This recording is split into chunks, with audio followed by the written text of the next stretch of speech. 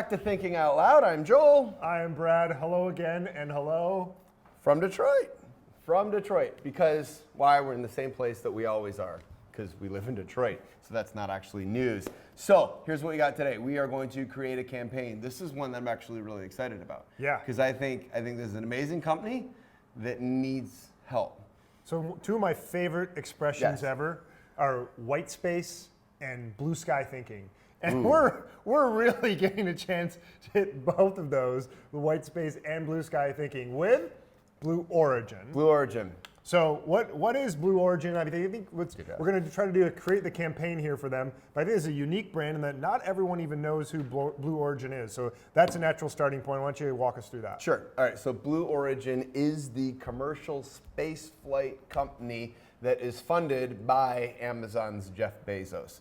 So whatever SpaceX is to Elon Musk, Blue Origin is to Jeff Bezos. Now, the point that I'm having to frame that in such terms illustrates the very problem. It is very interesting, right? Because you've got two dynamic leaders and they have brands that they're associated with, which helps them to a certain degree in their original companies, but maybe doesn't help them with the space exploration companies. What are the pros and cons of Blue Origin being associated with Jeff Bezos, relative to Elon Musk being associated with SpaceX?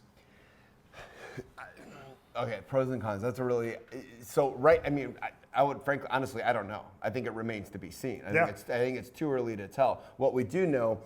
Let's level set here. That's your favorite term. Let's level set. White space, blue sky, level set. Level set. Feeling good today. What we know is that Elon Musk has done an amazing job, one, in self-branding, and then by definition, branding every company that he works with. So all of these are highly aspirational, change the world, the longitudinal view of each one of these companies.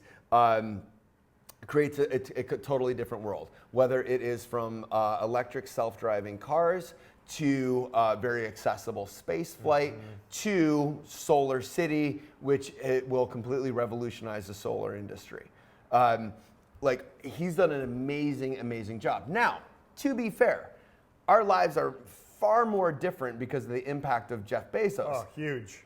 But Bezos has never had this is anecdotal, this is my impression. Right. But he's never had the kind of star power of a Steve Jobs or Elon Musk, even though, I mean, certainly I know for my family, he has fundamentally changed the way that we acquire the stuff that we need. But it's not sexy stuff. I think that's the big difference. Like, having a new sports car is very different than being able to get P&G products delivered to your door as opposed to going to buy them at Walmart. Look, tremendous company. I would never, I'm a huge Amazon supporter, Amazon Prime member, all that sort of stuff. But at the end of the day, it's tough to get excited about that relative to being able to move around the world faster, better, and cheaper. And cleaner. And cleaner, yeah. Yes, for sure.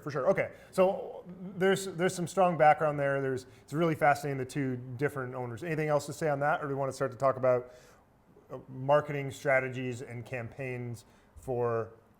I think that's good. I want to talk about marketing strategies and campaigns. So first, the obvious question is, should Blue Origin do influencer marketing? And I'm going to be totally honest here. I'm going to answer my own question. I have no idea, but I don't care. What I do know is that because here's what I know. In the landscape, you've got SpaceX and you've got Blue Origin, and then you've got Virgin Galactic, right? SpaceX and Virgin Galactic, they're led by two incredibly dynamic, storied people who, again, anecdotally, these show up in whatever Facebook or Twitter feed all the time. People are excited to talk about Sir Richard Branson, and they're excited to talk about Elon Musk. They are great clickbait. Bezos?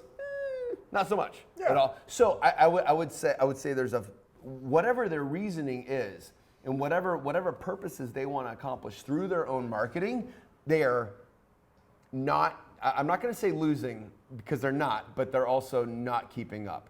And so whether it is attracting talent, whether it is positioning them as the go-to commercial space delivery vehicle, whether it is being front and center in the mind of those who will eventually travel to space, whether the next crew of astronauts, human terraforming of Mars, whatever it is, I don't care. But they've got a marketing problem. Sure. And I think there's a tremendous opportunity for influencers to do something with it. Right. And have a really, really key part of it. So maybe said slightly differently is that their perception is not as cool and sexy, as sleek as some of their competitors are today. And somehow, some way they need to address that or be comfortable with their brand not being as sleek as others. But the thing is, Blue Origin has positioned themselves to be the customer-facing space vehicle, right? And so if you want to be customer facing like Steve Jobs did with the Mac, you've got, and then of course many other devices, you've got to find a way to be cool and edgy with a customer. And have an even greater presence of mind and brand association. Oh yeah, Blue Origin is that's where I'm going to go to fly to space someday. Yeah, and that's fundamentally a marketing problem. Because their product is tremendously cool. It is spectacular, out of this world. But oh God! Oh no! Can we edit that? No, it must live on in infamy. So, I mean, that's a big marketing problem. I have a marketing problem when I think those jokes are funny, and Blue Origin has a marketing problem in that people don't recognize how amazing they are. So, influencer to me sounds like a spectacular platform. Are there thoughts or ideas for how they could try to get that message out with influencers? At the end of the day, this is create the campaign. So, how would you create the campaign? Yeah, so here's what blows my mind. Like, I'm apoplectic watching some of the videos that they have on their channel, which is mostly it's rockets taking off and landing, right? and sometimes it's CG. But that's the thing. It is amazing. Actually. It's actually amazing. But when you reduce it to a 65-second video and you just have this rocket coming down to this launch pad, and that's it. Right. Like, it's incredible, but oh my God, there's so much context that could be built around that to make it that much more. And this is the one that absolutely drove me batty, is they had a video of a split screen view of 400 of their engineers. I'm assuming pretty much it's their entire engineering crew watching their first rocket drop from the sky at like 25,000 miles an hour, whatever it is. It's dropping from the sky incredibly fast. And then there's these 3 stages: the air brakes, deploy, and like these guys start cheering, right? And then it's down, down, down, and then 1,000 feet above, 2,000, whatever it is, however many feet above the earth, the engine ignites. These guys start cheering and going, and then the thing catches itself, 700 feet, 70 feet, whatever it is, above the earth. The thrusters ignite and light up, and then the thing settles down. And then they're cheering.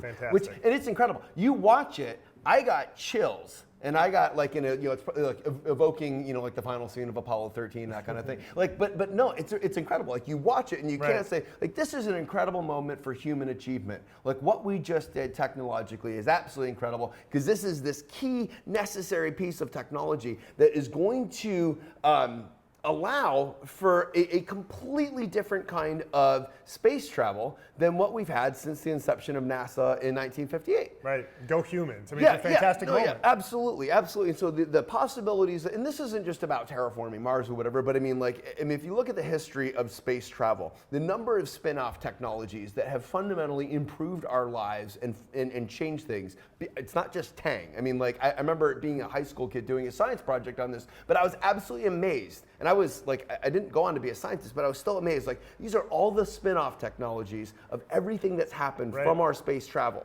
Everything to a fireman's suit is a direct result of research that NASA did for the space shuttle. And so we're saving firemen's lives, that kind of thing. It really is extraordinary. Yeah. So, anyways, totally off topic. Getting back to this, we've got this incredible dual screen video of all these engineers just going nuts over it.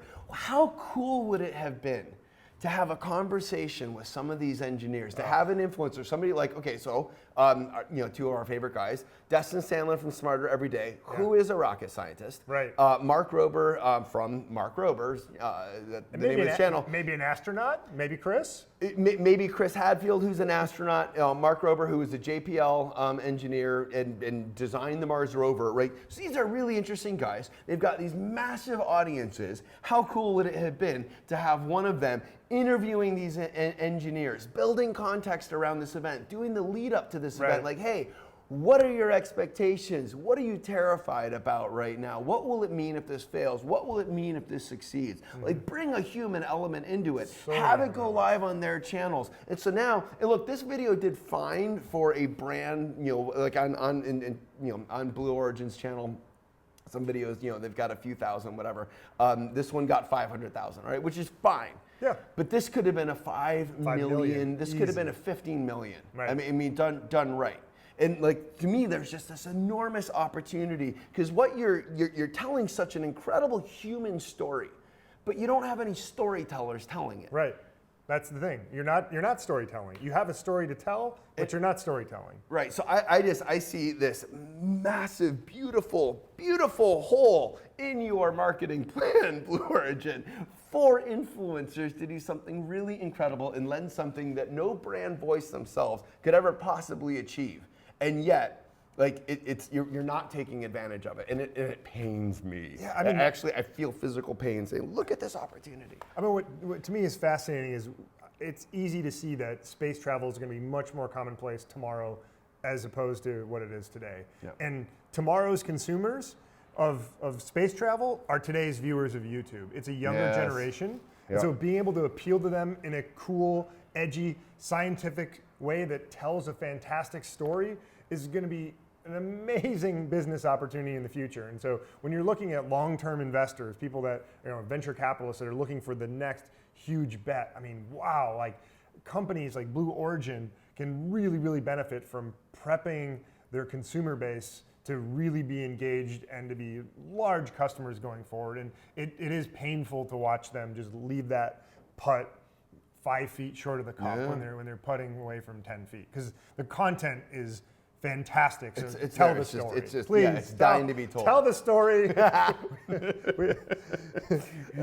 Anyways, thanks for tuning in today. I think this is a fantastic case study of strong content, strong brand, strong opportunity, and where marketing can really, really help, and influencer marketing is a direct hit. So appreciate you tuning in today, and nothing else. Nothing else. Thanks for Goodbye watching. from Detroit. Yeah, so long.